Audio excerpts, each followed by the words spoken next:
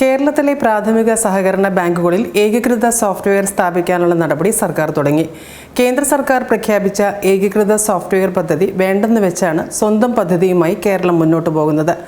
കേന്ദ്ര പദ്ധതിയുടെ ചെലവ് പൂർണ്ണമായും സർക്കാരുകളാണ് വഹിക്കുക. എന്നാൽ സംസ്ഥാനം പ്രഖ്യാപിച്ച പദ്ധതിയിൽ 206.43 കോടി രൂപയുടെ ബാധ്യത സഹകരണ ബാങ്കുകൾക്കാണ്. ഇതാണ് പ്രധാന മാറ്റം. എന്തിനാണ് സോഫ്റ്റ്വെയർ ഏകീകരിക്കുന്നത്? എന്താണ് ഇതിലൂടെ സഹകരണ ബാങ്കുകൾക്കുള്ള മെച്ചം? മൂന്നാം വഴി എക്സ്പ്ലെയിനർ പരിശോധിക്കുന്നു.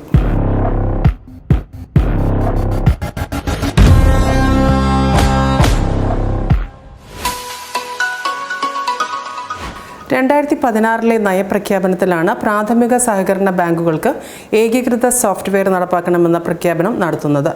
ബാങ്കുകളുടെ പ്രവർത്തനം സുഗമമാക്കുന്നതിനും സുതാര്യത ഉറപ്പുവരുത്തുന്നതിനുമാണ് ഇതിനെന്നാണ് അതിൽ ചൂണ്ടിക്കാട്ടിയിട്ടുള്ളത്. 2018 ഫെബ്രുവരി 15-നാണ് ഇത് സംബന്ധിച്ച ആദ്യ ഉത്തരവ് പുറത്തിറങ്ങുന്നത്.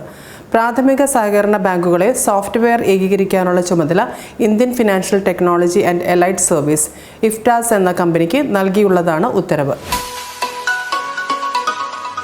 സോഫ്റ്റ്വെയർ ഏകീകരിക്കാൻ ഒറ്റത്തവണയായി 64.29 കോടി രൂപയും ആവർത്തന ചെലവായി പ്രതിവർഷം 66 കോടി രൂപയും നൽകേണ്ടി വരുമെന്നാണ് അന്ന് കണക്കാക്കിയത്. എല്ലാ ബാങ്കുകളിലും പുതിയ സോഫ്റ്റ്വെയർ വേണമെന്ന ഉപാധിയും ഇഫ്റ്റാസ് വെച്ചിരുന്നു. എന്നാൽ ഇഫ്റ്റാസ് തയ്യാറാക്കിയ സോഫ്റ്റ്വെയർ മാതൃക ബാങ്ക് പ്രതിനിധികൾ ആരും അംഗീകരിച്ചില്ല. ഈ രംഗത്തെ വിദഗ്ധരും ഇഫ്റ്റാസിന്റെ സോഫ്റ്റ്വെയർ പ്രാഥമിക സഹകരണ ബാങ്കുകളുടെ വൈവിധ്യപൂർണ്ണമായ പ്രവർത്തനത്തെ ഉൾക്കൊള്ളുന്നതിന് പര്യാപ്തമല്ലെന്ന് ചൂണ്ടിക്കാട്ടി. ഏകപക്ഷീയമായ ഇഫ്റ്റാസിന് കരാർ നൽകിയതിനെ നിയമസഭയിൽ പ്രതിപക്ഷവും എതിർത്തു. ഇതോടെ ഈ കരാറുമായി മുന്നോട്ടു പോകുന്നതിൽ നിന്ന് സർക്കാർ പിന്മാറി. ഇഫ്റ്റാസിന് കരാർ നൽകാനുള്ള ഉത്തരവ് പിൻവലിച്ചെങ്കിലും സോഫ്റ്റ്വെയർ ഏകീകരണമെന്ന തീരുമാനത്തിൽ നിന്ന് സർക്കാർ മാറിയില്ല. സോഫ്റ്റ്വെയർ ഏകീകരണത്തിനുള്ള റിക്വസ്റ്റ് ഫോർ പ്രപ്പോസൽ RFP തയ്യാറാക്കി. 161 പേജുള്ളതാണ് ഈ RFP. അതിൽ എന്താണ് സോഫ്റ്റ്വെയർ ഏകീകരണത്തിലൂടെ ലക്ഷ്യമിടുന്നത് എന്ന് വ്യക്തമാക്കുന്നുണ്ട്. ലഭിക്കേണ്ട സേവനങ്ങൾ, സോഫ്റ്റ്വെയറിൻ്റെ രീതി എന്നിവയെല്ലാം പറയുന്നുണ്ട്. 1625 പ്രാഥമിക സഹകരണ ബാങ്കുകളിൽ 1533 എണ്ണമാണ് പ്രവർത്തിക്കുന്നതെന്നാണ് ഈ RFPയിൽ പറയുന്നത്. ഈ ബാങ്കുകൾക്കെല്ലാം കൂടി 3145 ശാഖകളുണ്ട്. 90% പ്രാഥമിക സഹകരണ ബാങ്കുകളും സ്വന്തം സോഫ്റ്റ്വെയർ ഉപയോഗിച്ചാണ് പ്രവർത്തിക്കുന്നത്. 10% ബാങ്കുകൾ മാത്രമാണ് സോഫ്റ്റ്വെയർ സംവിധാനം കാര്യക്ഷമമായി ഉപയോഗിക്കാതെയുള്ളത്. ഇവയെല്ലാം ഒറ്റ ശൃംഖലയിലേക്ക് കൊണ്ടുവരികയാണ് സോഫ്റ്റ്വെയർ ഏകീകരണത്തിൻ്റെ ലക്ഷ്യമായി പറയുന്നത്. SaaS മോഡലിലാണ് ഈ സോഫ്റ്റ്വെയർ തയ്യാറാക്കുന്നത്. അതായത് സംഘങ്ങൾക്ക് ഉടമസ്ഥാവകാശമില്ലാതെ സേവനങ്ങൾ ഉപയോഗിക്കുന്ന രീതി. അതായത് നമ്മൾ ഫേസ്ബുക്ക് ഒക്കെ ഉപയോഗിക്കുന്നത് പോലെ ഈ സോഫ്റ്റ്വെയർ എല്ലാ സഹകരണ ബാങ്കുകൾക്കും ഒരേ സമയം ഉപയോഗിക്കാനാകും.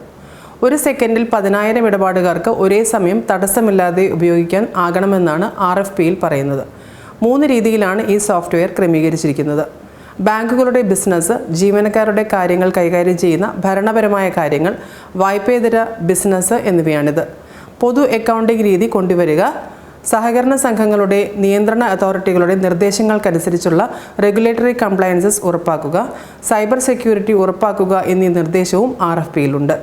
സോഫ്റ്റ്വെയർ സേവനം ലഭ്യമാക്കുക മാത്രമല്ല, സംഘങ്ങളുടെ ഡാറ്റ മൈഗ്രേഷൻ, സംഘത്തിലെ ജീവനക്കാർക്ക് പരിശീലനം എന്നിവയെല്ലാം നൽകണം.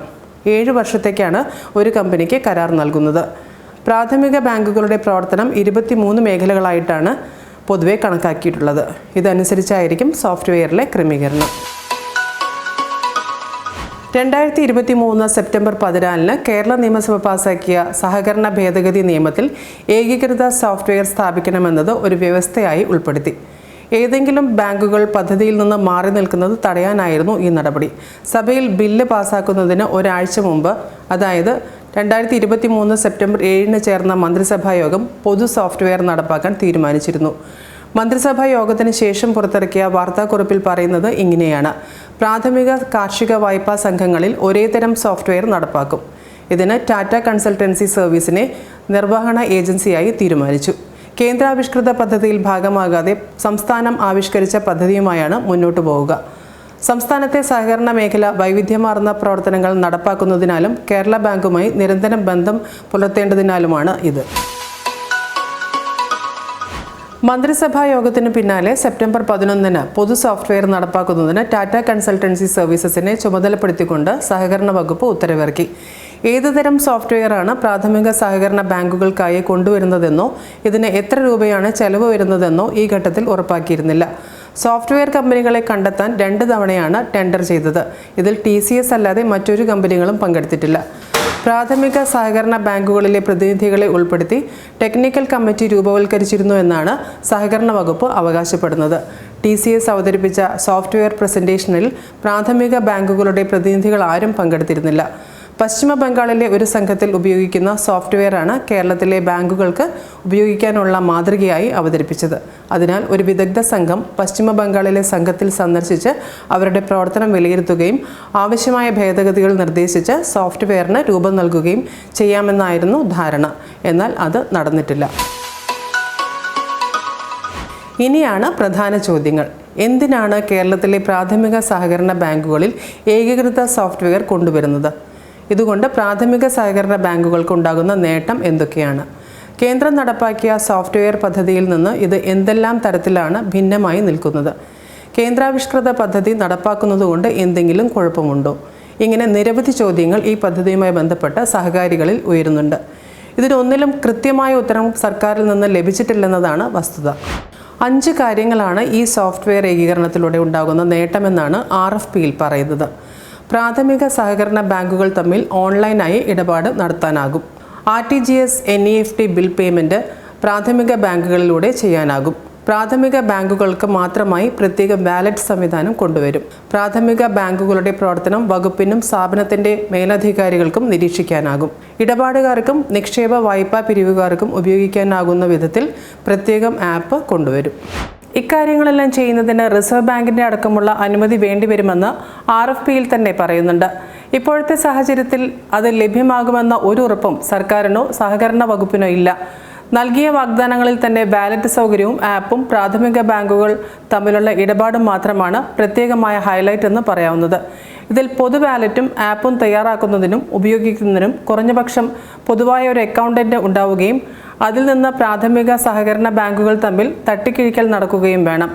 ഇപ്പോഴത്തെ സാഹചര്യത്തിൽ സാങ്കേതികമായി അതിന് ബുദ്ധിമുട്ട് ഏറെയാണ്. NEFT, RTGS എന്നീ സേവനങ്ങൾ വാണിജ്യ ബാങ്കുകളുടെ സഹായത്തോടെ നിലവിൽ പ്രാഥമിക സഹകരണ ബാങ്കുകൾ ചെയ്യുന്നുണ്ട്. അത് കേരള ബാങ്ക് വഴിയാക്കണമെങ്കിൽ പോലും ഏകീകൃത സോഫ്റ്റ്വെയർ ആവശ്യമില്ല. പ്രാഥമിക ബാങ്കുകളെ തമ്മിൽ ബന്ധിപ്പിക്കണമെങ്കിൽ പോലും ഒരേ സോഫ്റ്റ്വെയർ ആയിരിക്കണമെന്ന് നിർബന്ധമില്ല.